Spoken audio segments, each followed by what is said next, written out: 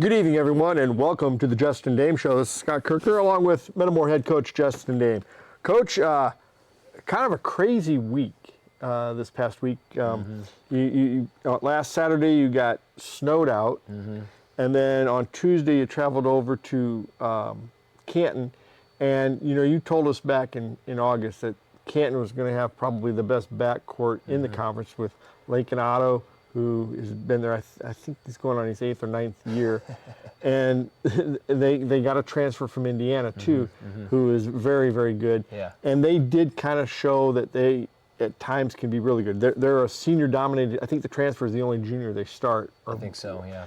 And everybody else is seniors. And they kind of snuck up and they bit East Peoria last year, the same type of a game. I believe that was at Canton. At East Peoria. Well, that was at East Peoria. Yep. But they snuck up and got Canton, or got East Peoria last year. Yep. They got us on Tuesday night. But that was just basically two guys just having the games of their lives. Yep, definitely. And they got you by, I believe it was 3 points or 3. It was 5 total. 5 total. Yeah. We fouled a little bit at the end. Yeah. Yeah, it was just. game. And that's what happens with a young team. We've talked about that. That's what happens with a young team. Yep. But then you turned around on Friday night and kind of took it to Pekin a little bit. You beat them by, I believe, 32 points. I think it was 73-41. I think, yep, 73-41, you're right. And you came out and played a zone. I know that Coach Greaves had snuck in a zone here and there a little bit, but you were predominantly zone against Pekin, and you had a zone press and caused a lot of turnovers, and your kids came out on all cylinders and really kind of did what they're supposed to do to a team that's a little bit down. Yeah, exactly. Did what we expected to do to a team that doesn't have as much talent or size, strength, athleticism as we have. We watched them a couple games and kind of saw that, if we just guard them man-to-man, we're going to allow them to shorten the game and try to run their offense side to side to side. And, we wanted to just force them to have to make plays. And I almost wouldn't even call it as much of a zone as just a press, right? We just put constant pressure on them. Don't let them just catch and look and see the floor. Make everybody have to make a play. Make them have to put the ball on the floor and make a decision while they're out of control. We knew they weren't a great three-point shooting team, so they weren't going to hurt us with, getting in and kicking out to open shooters, but they also don't handle the ball great, don't finish well. So the key was just to put more pressure on them than they're used to seeing, and 2, than they're used to us doing. It was something that we haven't done all year, but we know we played like this a lot with the JV team last year. We had 8, 9, 10 guys playing a lot of minutes, so the best way to do that is to play fast and get guys going hard and having to get subs, but really put pressure on other teams that aren't as deep as us. And we felt like going back to that against Pekin. We've worked on it here and there at practice, not a ton, but we know it's something that we've got in our back pocket for certain games that we want to use. It was very impressive. There was a stretch in the late in the second quarter. I think at the time you were up maybe 17, 18 points, somewhere like that. And at that point you had, I believe, 4 sophomores and a junior. Of course, Zach Bourne almost counts as 2, because that zone is pretty much, the zone press is pretty much right up his alley. Oh, yeah. That's right in his wheelhouse. And he can just run and guard, and he's not going to get tired. Right.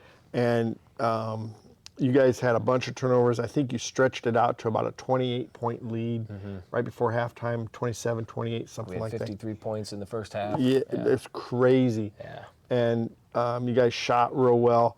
I thought, the guys you need to step up really stepped up, and I thought, that was, Brady Jones and then Sam Koch. And I thought Sam Koch, the tomahawk dunk was, that was in the first half. And 2 of them. 2 of them. He had one in was that the second half? Both in the first half. Both in the first half, that's right. That was a two-handed slam dunk. Boy, that is a momentum builder, I think you could say. Yeah, definitely. The energy in the gym all gets lifted up, and everybody feeds off of that for sure. It makes it harder for the other team. A little bit more pressure on them, and sometimes, especially when you're dealing with teenage teams, you tend to make, you rush something or you try to make up for the other team making a big play, and then they make another bad play, which leads to us making another big play. So, you always love when you can get the crowd involved. It was a huge thing because you didn't see either one of them coming. Right. And it just kind of came out of nowhere, right? And one time was a fast break, great pass from, I think, Logan, and he just took off and threw it down. And the second one was even more unexpected. He just kind of shot through and stole a pass about the free throw line and just 1-2 steps, and he dunked it. Yeah. Just kind of came out of nowhere on that one. Yeah, that was huge. I believe he finished with, 22? Somewhere around there, yeah. Maybe a few less, maybe 17. Really 17, only 18. played 2.5 quarters. Yeah, probably 8. I think he had Yeah. 18. And I think him and Brady both were 17, 18, 17, 16, somewhere 18, around yeah. there. And they both had great games, and you did to them what you're supposed to do. Mm-hmm. But that set up, I thought, a really big game.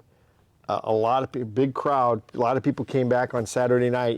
Saturday before Christmas, and you still had a packed gym. We usually never play on that day, right? No, and you guys came back and you played a game. They're one of the better teams in Peoria, so you had that game circled on your schedule. Yep. And Madsen's been talking about how good Peoria Central is, and Peoria Central came off a big win the night before against Normal Community, I believe by 7 points. Yep, I think so. 5 or 7 points over Normal Community. Yep. And they're just about as, maybe even younger than us. They do have a senior that starts. Third year starter. That's a little bit more experience than we have. Than anybody that we have. Yep. Phoenix Foy is a 6'5", athletic, good basketball player. He's good at a lot of things. He's a good golfer. He's on the chess team at Peoria High. I think he's maybe a 4.0. He's a really smart kid. I know him just from some of our guys that play AAU with him, and I know his coaches in AAU. So everybody speaks really, really highly of the kid. He's not just a really high motor, physical, athletic basketball player. He's also a cerebral kid. He's a really good kid. He's a big boost to that team full of sophomores to have a senior like that. That's a multi-sport kid. That's kind of a Renaissance man type. Sure. You don't see that a lot. No, for sure. But and they have other kids. I thought that the key to Peoria Central is their point guard, Nigel Moore, and left-handed, always wants to go left. Yep. And I thought Logan Vasquez came out, forced him to go right all night long. And I'm not going to say it threw him off, but it made him a little uncomfortable. Yeah, definitely. Just take away what he wants to do every time he thinks about going to the basket. It's I'm going to go left, or I'm going to fake to my right and come back to my left. It kind of reminded us of the United Township game when Logan guarded a really quick lefty in that game and did a really good job. So we had a lot of confidence that Logan could not shut the kid down. You're never going to shut down a really good player like that. But just slow him down and make his shots tougher than they normally are, and make him have to shoot 3, 4, 5, 6 more shots than he normally does to get his 15 points. And that's what he did. Yeah. He really made him work hard to get those, and he made other kids have to be maybe a little bit more the focal point. A little bit more of aggressive than they normally are. Right. Yeah. And your kids came out again and shot lights out. Sure. They were laser focused. And it seemed like every trip down, you got somebody else was scoring, and you looked up at the scoreboard, and I think that showed on. I think the leading scorer was Briggs Busey. I think he did have 21, 18 points. 18, yep. And then Sam had 14. I think Logan 9, Brady 8 or 9. Zach 8 maybe. There were 5 guys from 8 to 18. Gavin had 8. Yeah. And Gavin, with those crafty up and under moves, and I don't know. He's kind of that crafty guy you have in the middle that is just a pain in the butt to guard. And he's a tough matchup for sure. He can go inside, he can go outside. He's a tremendous passer. He's shooting almost 50% from the 3. He's made 5 threes in a game this year, 3 in the first quarter of a game. So he's very multi-dimensional, multifaceted type of guy, multi-sport athlete. Can do a lot of things out there. He was a big focal point of the game against Peoria High. We kind of knew their weakest defender was probably going to be on him, and so we tried to go at number 1 from Peoria High over and over as much as we could in the first half, second half, to make him guard us on screens or to set screens for Gavin, to make him go through screens, but also to post him up.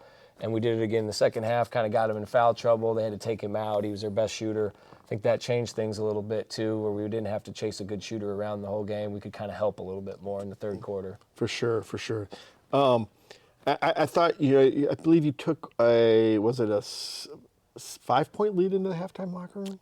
Yeah, something like that. It was maybe 2 possessions. Yeah, 4, 5, 6. because Logan Vasquez hit a 3 right at the buzzer. Yep. And you had some momentum going in. You guys have become very good at those, getting points right at the end of quarters and at halftime. And Except for the Canton game. Except for the Canton game. We gave them 5 points. No, 6 points. 5 points. And that's what we lost by. Yep. And but those games are going to be, that's going to happen. Yep. You guys came out that second half, and and you knew this was going to happen. Their defense kind of got ramped up a little bit, and it became more intense.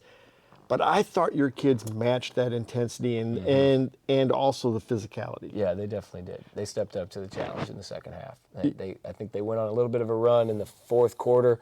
We kind of went cold a little bit. Little hidden Easter egg or something that people may not know. Our first half rim is much looser or more loose, whatever the more correct term is.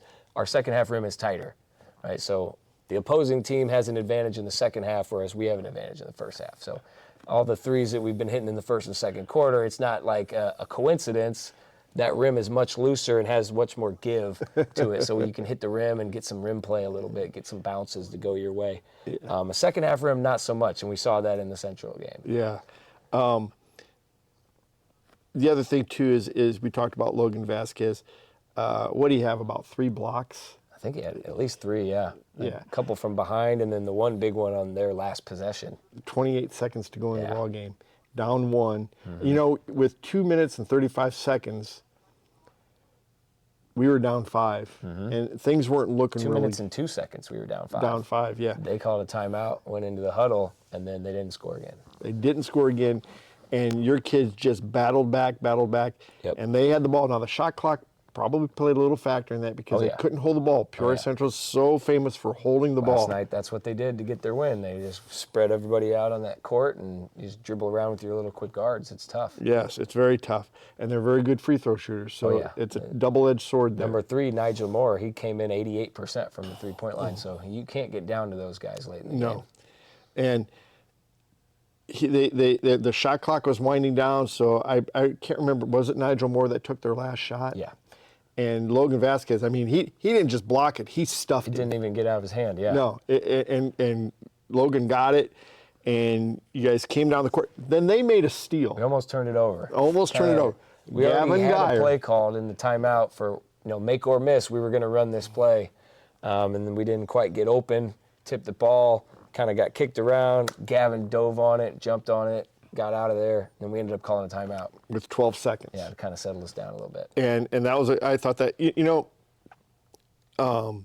Coach Greaves always used to talk about in situations like that, he didn't like taking a timeout because you've always practiced what you're going to do. Right. So there's no need to take a timeout. And that just lets the defense set up, too. So he would never take, I'm sure that's kind of what you were thinking also. Yeah, we kind of already had something. I didn't want to, you don't want to call timeout and then the defenses change up what they come out and they play a different kind of zone, or they decide they're going to switch everything, or they're going to trap your screens, or you just give them a chance to change it up. So we wanted to just play it out. Then when we almost turned it over off the play, then we really needed to call timeout and adjust. And you did. And then they kind of took away what your first option was. We were trying to throw it in, get it to Gavin inside. They'd been switching the last couple minutes, so we tried to have a smaller guy screen him and maybe the smaller guy on Gavin. We could just throw it in the post and try to get a bucket or get a foul. They took that away.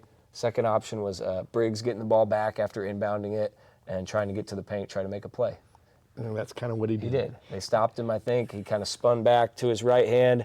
They overplayed his right hand. He spun back to the left hand, went straight down the lane, and just floated up a beautiful shot. Oh, it was beautiful. And gave us the lead 62-61 with what eventually was 3.4 seconds to go in the ball game. Yep. They made it interesting at the end. Sure did. But you came away with a big W. Sure did. Yep. A little bit of gamesmanship back and forth between we called a timeout to see what they were going to run, and then they throw it in a half court, call a timeout. I don't know if they were trying to do that. They looked like they were trying to call timeout, and they just threw it and still gave it to him. And then we were trying to figure out okay, can we foul them on the catch? Let's foul them so they can't get a shot off. We still had a foul to give. And then the play ended up kind of just getting away from him, caught it on the sideline, and everybody over there told me he stepped out of bounds, except the official. So we didn't get the out of bounds call, and he almost made the shot. Yeah. He almost made an incredible play. Yep, but you still came away with the win, and that moves you to 7-3. Yep. 7-3 on the year, and now we'll take a break here in a minute, but we'll talk about your upcoming tournament up in York at the Jack Tosh. But right now, you got to be pretty happy with where you're at. You're an eyelash away from being 9-1. Yeah, I mean, we could easily be 8-2, 9-1. Even that first game, we were tied in the fourth quarter. So I mean, we've been right. Fourth quarter, we were 58-58 or 54-54. So we're right there in every game. We haven't been blown out yet, and we've had a few games where we blew teams out that I didn't think we would blow out. So I think we're very happy right now with record-wise where we're at versus where we thought we could possibly be at with our schedule this month of December. But obviously, we're not satisfied. We got to keep getting better. We want more. Yep, and you've won a couple games that were tight over at Morton. Tough place to win. Oh yeah. The game here Friday night or Saturday night. That's another tough game that you know. So your kids are gamers, and they'll give you a lot of effort, and they're going to make some big plays for you. You just got to kind of weather the little parts in there where their inexperience and youth kind of shows a little bit. Yep, definitely. Our two conference losses, both road games. Both games were our two worst shooting games of the year. I think Canton, we were 4 for 26 maybe. What's that, 16-17%? That's really bad. Washington, I think we were 4 for 24, so somewhere around 20-ish% again. Not very good. At home, we are 44 for 90, I believe, so we're 44%, which is incredible. This is the best three-point shooting team, numbers-wise, percentage-wise, that we've ever had, but they're also making more per game than we've ever had. So right. if we can stay away from some of those real bad clunkers, and instead of 15%, we can just go 25%. I think we win both those games. For sure. We've got to keep getting better at shooting on the road, and when we don't shoot well, we got to find ways to win. And you're not that far away from doing that. No, we're right there. While we take a break, when we come back, we'll talk about the upcoming Jack Tosh tournament. Germantown Grill, where our staff loves the game as much as you do. Football, basketball, baseball, whatever your sport, we'll be cheering right along as we serve up your hometown favorites. We've got everything you need to celebrate the wins. Food and flavors to satisfy any craving. Plus, the best private gaming around, powered by Gold Rush Gaming, the gold standard in video gaming. Only at Germantown Grill in Germantown Hills. Welcome back to the Justin Dehm Show, Coach. And we just talked about it during the break. The win Saturday night, got you your 49th consecutive win at home. That puts you alone in 6th place. That's right. Tied 6th place on Friday, which made even Saturday an even bigger game, right? Besides all the other stuff at line in that game, is the home win streak's got to keep going. Yeah, that's a big deal to us. Yeah. And since March 4th of 2021 was our first win in this streak, and we got to keep it going as long as we can. Yep. And since the floor has been redone, we're undefeated. That's right. So that's a big milestone, and it's the highest active winning streak in the state right now. Oh yeah. And that's nice to know. Pretty cool. Right after Christmas on the 26th, you head back up to Chicago, to the Jack Tosh. I believe you're 7-1 all time at the Jack Tosh. Should be 9-1. 9-1. Yeah, you get 5 games. Oh, 5 games. Yeah, yes, it's 32 teams. So if you go to the semifinals, Yes. you get your 5th game. If you lose your 3rd game, you only get 4. Yeah, so you're 9-1. You've gotten a first and a second, or first and a third. First and third. Yep. And you've had some success, and you've played pretty well up there. Yeah, we have. It's a great tournament, and you couldn't ask for nicer people. Oh yeah. And it's a great opportunity for maybe the smallest public school in that tournament. Possibly. I'd have to look into it a little bit more, but yeah, I mean, the game we play in our first game is about the same size as us, but they're a Catholic school, right? They're pulling from all over the 10 million people population of Chicago, right? It's a little LaGrange, different than Notre Dame. LaGrange Park, Nazareth. And, you play them, and then potentially, I believe it's Yorkville and... Yorkville, 2,200 kids. Glenbard West, 2,500 kids. So yeah, there's some big schools. Yep. I gotta believe most of those schools know about Metamore now. Yes. In that tournament. Yeah, and Yorkville we used to play every year. In the Up at Ottawa. Up at Ottawa, yeah. Up at Ottawa. Different coach now, I think, than that used to be there. The old Yorkville coach is actually the coach at York, the host of the tournament. But still, there's just it's a good history of competition between us and Yorkville through the years. And For sure. I think both programs are at a different level than they used to be back in the mid-2010s when we used to play every year. And we used to be closer to them in enrollment. Now they've exploded. They've exploded, yeah. And I believe they got a new school too. Oh, did they really? I think so, or at least I'm sure they've added on. Yeah. They got quite a few good players too. They got 2 sophomores that are highly ranked right now in Illinois.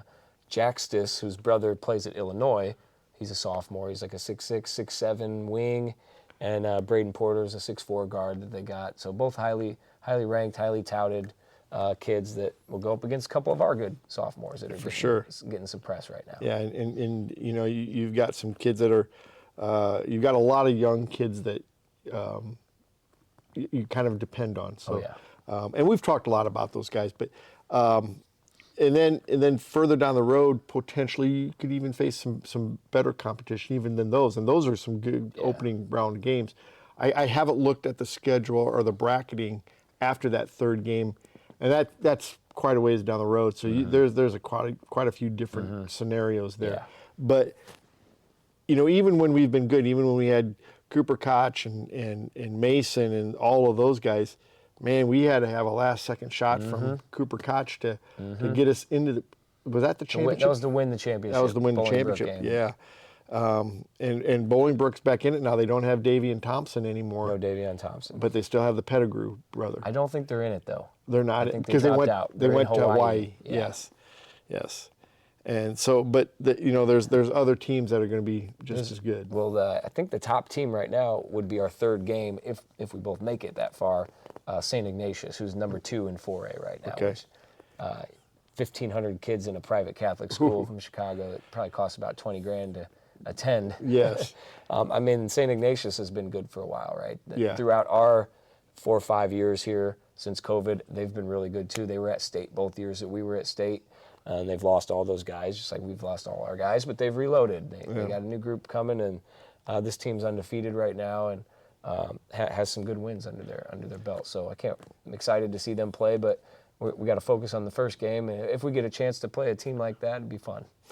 Didn't they have Phoenix Gill? They did. He graduated. And now he's at? He is at Northwestern. Northwestern.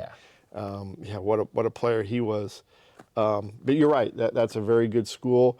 And you just never know what could happen. Every year up there, the teams that are expected to make it far, losing the first round or losing the second round, just because it's different. You don't have a lot of time to prepare. You got to turn around and play the next day, and you play with a shot clock. So some teams that maybe built to more slow the game down and run a lot of sets, and when they get up, they hold the ball. You can't do that here.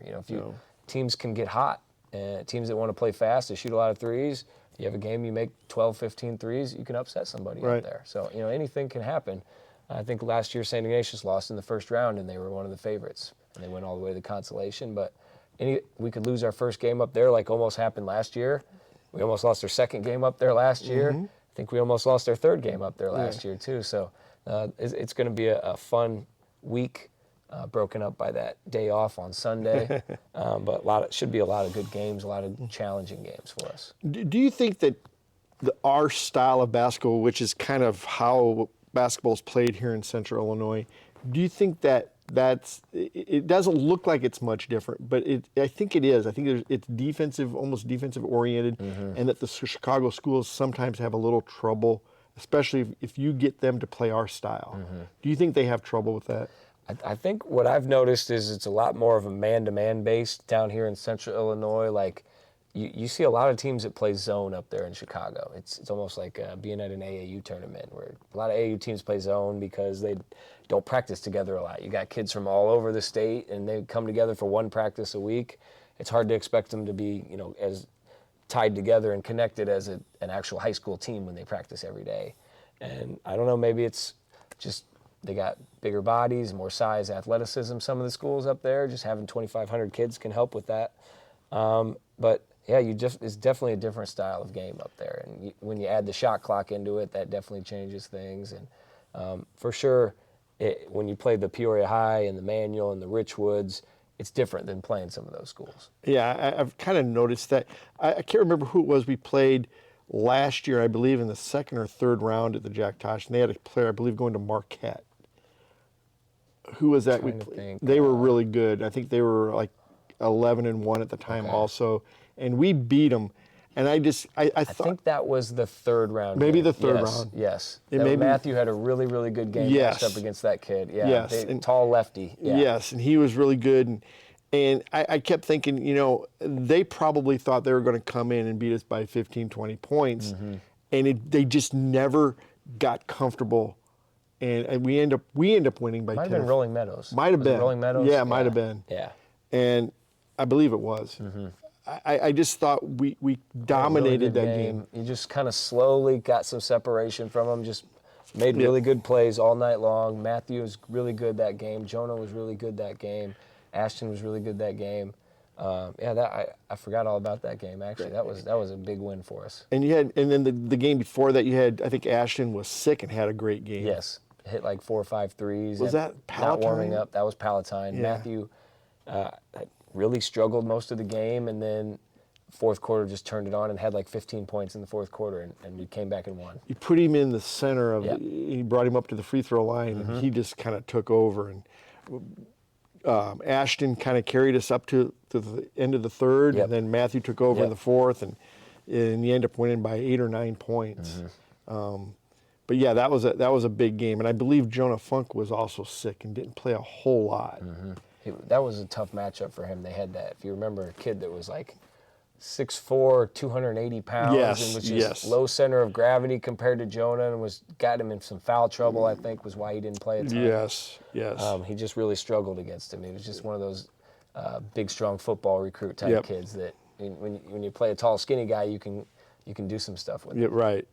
So there's going to be all different types of style of play, and that's what makes a good basketball team really good. Yep, definitely. You got to be able to play multiple styles in the postseason. You never know what you're going to see, and this is a great thing we get from these holiday tournaments. For sure. Well, Coach, good luck. Thanks so much. It's been a great year so far. Yep. Keep it rolling. Yep. That'll do it for the Justin Dehm Show. We'll see you next Friday at 3 o'clock.